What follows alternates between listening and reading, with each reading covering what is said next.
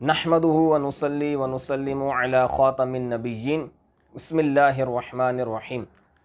अल्लाह करीम पारा 19 सूरतुन नम्ल आयत नंबर 38 में इरशाद फरमाता है, क़ाल या अय्युहल मलअ अय्युकुम यअतीनी बिअर्शिहा क़ब्ल अन यअतूनी मुस्लिमीन। सुलेमान ने कहा, ए मेरे दरबारियों, तुम में से कौन उनके मेरे पास फरमा बरदार होकर आने से पहले पहले उनका तख्त लाकर हाजिर कर देगा। क़ाल इफ़रीतुम मिनल जिन, इफ़रीत जो जिन में से था उसने कहा, अना आती का बिही क़ब्ल अन तक़ूम मिन मक़ामिक, कि आपके इस मकाम से खड़े होने से पहले पहले मैं उनका तख्त आपके पास लाकर हाजिर कर दूँगा। व इन्नी अलैहि लक़विय्युन अमीन, और मैं उस पर ताकत भी रखता हूँ, कवी भी हूँ और अमानतदार भी हूँ। क़ाल अल्लज़ी इंदहु इल्मु मिनल किताब, फिर उस शख्स ने कहा कि जिसके पास किताबुल्लाह का इल्म था, अना आती का भी क़ब्ल अन यरतद्द इलैका तर्फ़ुक, कि आपके पलक झपकने से पहले पहले मैं वो तख्त लाकर हाजिर कर दूँगा। फ़लम्मा रआहु मुस्तक़िरन इंदहु, तो जब सुलेमान अलैहिस्सलाम ने उस तख्त को अपने पास मौजूद पाया, क़ाल हाज़ा मिन फ़ज़्लि रब्बी, तो फरमाया कि ये मेरे रब का फ़ज़ल है। अब आप देखें, चंद बातें समझने की कोशिश कीजिए कि अल्लाह तबारक व तआला ने यहाँ पर एक नेक बंदे के बारे में बयान किया कि उसने वो तख्त लाकर सुलेमान अलैहिस्सलाम की बारगाह में हाजिर कर दिया। मैं आपको तफसीर की तरफ अभी लेकर नहीं जाता कि वो जो तख्त था वो कितना बड़ा था, कितना चौड़ा था, कहाँ पर वो बंद था।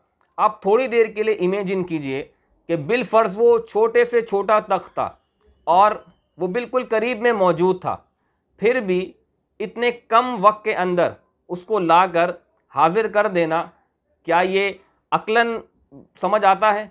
नहीं, अकल में ये बात नहीं आती। तो इसी को करामत कहते हैं।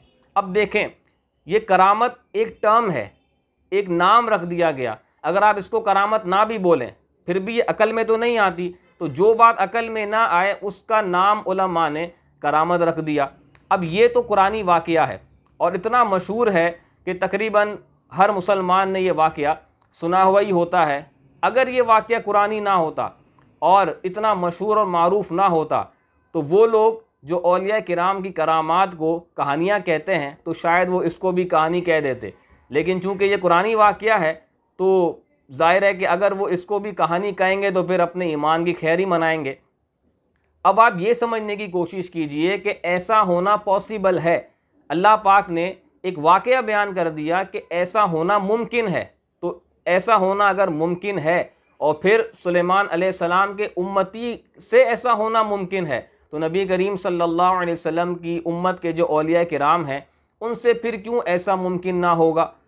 अब आप देखें, जो लोग मिसगाइड करते हैं या जो लोग औलिया किराम की करामात को, उनके वाक़यात को कहानियाँ कहते हैं, वो किस तरह मिसगाइड करते हैं कि देखो ये तो नबी से इन्होंने बढ़ा दिया अल्लाह के वली को।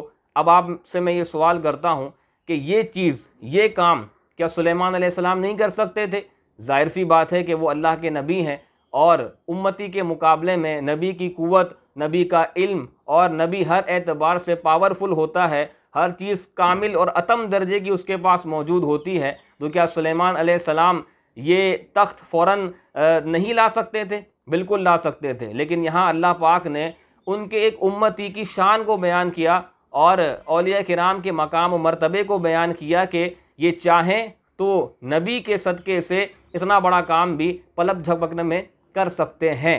तो अब कोई आपको मिसगाइड करे तो आप इस वाक़े की तरफ आइएगा कि अगर कोई ऐसा काम कि जो नबी से साबित ना हो, क्योंकि आप पूरे कुरान पाक का मुताला कर लें, क्या आपको कोई और ऐसी आयत मिलती है कि सुलेमान अलैहिस्सलाम ने कोई तख्त इतनी स्पीड में लाकर वहाँ पर रख दिया हो? इसका मतलब ये नहीं है कि सुलेमान अलैहिस्सलाम के पास ये पावर नहीं थी। सुलेमान अलैहिस्सलाम के पास बिल्कुल पावर थी। लेकिन जो लोग मिसगाइड करने की कोशिश करते हैं, मैं आपको उनका एक हरबा बता रहा हूँ कि वो आपको ये कहेंगे कि देखो अल्लाह के वली को नबी से बढ़ा दिया, तो ऐसा बिल्कुल भी किसी के भी जहनों में नहीं होता। वरना इस आयत के बारे में, इस वाक़ये के बारे में आप क्या कहेंगे कि क्या माअज़ल्लाह जो वो शख्स था जिसके पास किताबुल्लाह का इल्म था, या वो जो इफ़रीत था जो जिनों में से था, क्या वो अल्लाह के नबी से बढ़ गया? हरगिज़ नहीं। तो प्लीज़ मेरी आपसे रिक्वेस्ट है कि ऐसे लोग जब आपको मिसगाइड करें तो इसका आप आंसर मांगें कि फिर इसका क्या जवाब होगा।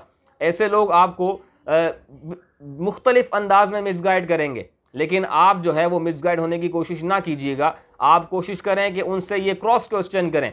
और मैं आपको ये बात बताऊं कि ऐसे लोग आपको औलिया किराम के वाक़यात सुनाकर फिर आपके जज्बात से खेलेंगे और इसको कहानियाँ कहेंगे, लेकिन कभी भी आपको वो वाली हदीस पाक जो बुखारी शरीफ में है वो नहीं सुनाएंगे, मन आद अली वलियन फ़क़द आज़नतहु बिल हर्ब, कि जो मेरे वली से दुश्मनी रखेगा मैं उसके साथ ऐलान जंग करता हूँ। और मैं आपको ये बात कहता हूँ कि ऐसे लोग जो सिर्फ़ बुखारी मुस्लिम का हवाला देते हैं और कहते हैं कि वो किताबों के अंदर जो बात लिखी हुई है या फ़लाँ औलिया किराम की जो बात है वो कहानी है, और असल इल्म तो किताबों के अंदर है और बाकी जो औलिया किराम के वाक़यात हैं वो सिर्फ़ कहानियाँ हैं। तो मैं आपको ये एक तरीका बताता हूँ कि ऐसे लोगों से सवाल कीजिए कि बुखारी शरीफ की यही हदीस पाक जिसमें अल्लाह पाक फरमाता है कुन्तु समअहुल्लज़ी यसमअु बिही, कि मैं उनके कान हो जाता हूँ जिससे वो सुनते हैं, कुन्तु बसरहुल्लज़ी युबसिरु बिही, कि मैं उनकी आँखें हो जाता हूँ जिससे वो देखते हैं, और कुन्तु यदाहुल्लती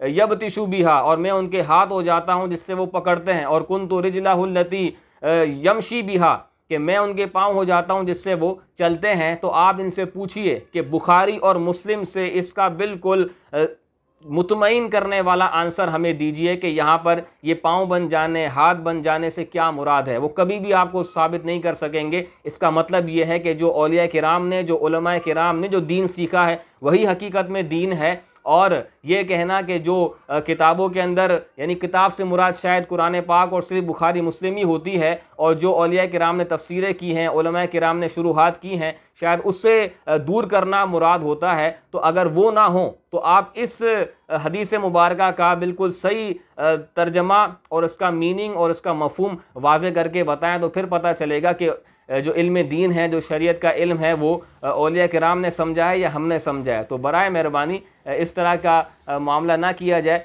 इस तरह मिसगाइड लोगों को ना किया जाए। औलिया किराम की अपनी शान है। इंशाअल्लाह इसके और भी वाक़यात हम कुरान पाक से आपको बयान करेंगे। तो ये भी कुरान पाक से ही बयान किया जा रहा है, ये वाक़या कुरान पाक में मौजूद है, और आप इसको समझने की कोशिश कीजिए कि अल्लाह पाक ने अपने वली की शान को यहाँ पर बयान किया है। तो अब ये कुरान पाक है, यहाँ पर एक वाक़या है और यहाँ पर ये आपको कॉन्सेप्ट दे दिया गया कि ऐसा होना मुमकिन है। तो बाद में अगर औलिया किराम से इस तरह के वाक़यात होते हैं तो फिर क्यों हम ये कहें कि ये कहानियाँ हैं। बिल्कुल ऐसा होना पॉसिबल होता है और होता रहता है। और एक और बात मैं आपको कह दूं कि हर आम बंदे के बारे में हम ये नहीं कहते कि वो जो है वो एक वक्त में मुख्तलिफ़ मकामात पर जा सकता है या एक वक्त में वो आन की आन में इधर से उधर चला जाता है, क्योंकि ये वाक़या हमको बताता है कि अल्लाह का जो वली था वो आन की आन में कहीं गया, वहाँ से तख्त लेकर आ गया।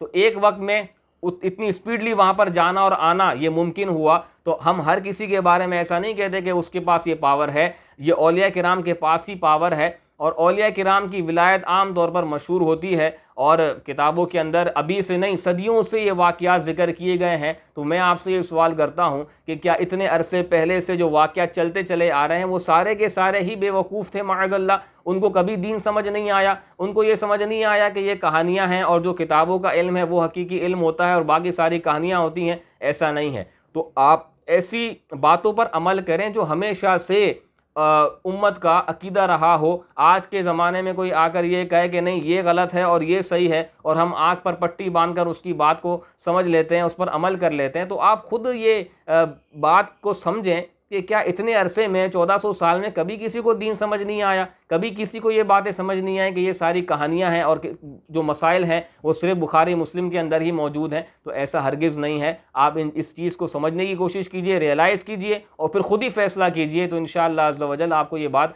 समझ आ जाएगी कि जो सदियों से उलमा का, फ़ुक़हा का, मुहद्दिसीन का जो तरीक़ेकार रहा है, जो उनका अकीदा रहा है, हमें भी उसी अकीदे पर चलना चाहिए। और आज के दौर के अंदर कोई नई चीज़ निकाल कर ख़ुद भी गुमराह और दूसरों को गुमराह होने का सबब नहीं बनना चाहिए। और हुज़ूर अलैहिस्सलातु वस्सलाम ने फरमाया कि मेरी उम्मत कभी भी गुमराही पर जमा नहीं हो सकती है। तो ये औलिया किराम को मानना, उनकी करामात को मानना, उनके वाक़ियात को मानना, ये उम्मत का जो है वो एक तरीक़ेकार रहा है, उम्मत का ये अकीदा रहा है। तो जिस पर अक्सर उम्मत है उसी पर ही आप चलिए, ताकि नजात का रास्ता जो है वो हमारे लिए आसान हो जाए। और आज के किसी डॉक्टर और प्रोफेसर और इस तरह के लोगों की बातों को मानने के बजाय औलिया किराम और बुजुर्गान दीन ने जो दीन हमें समझाया है, उन्होंने जो दीन सीखकर हम तक पहुँचाया है, उस पर ही अमल कीजिए। अल्लाह करीम हमें दीन का हकीकी फ़हम नसीब फरमाए। आमीन।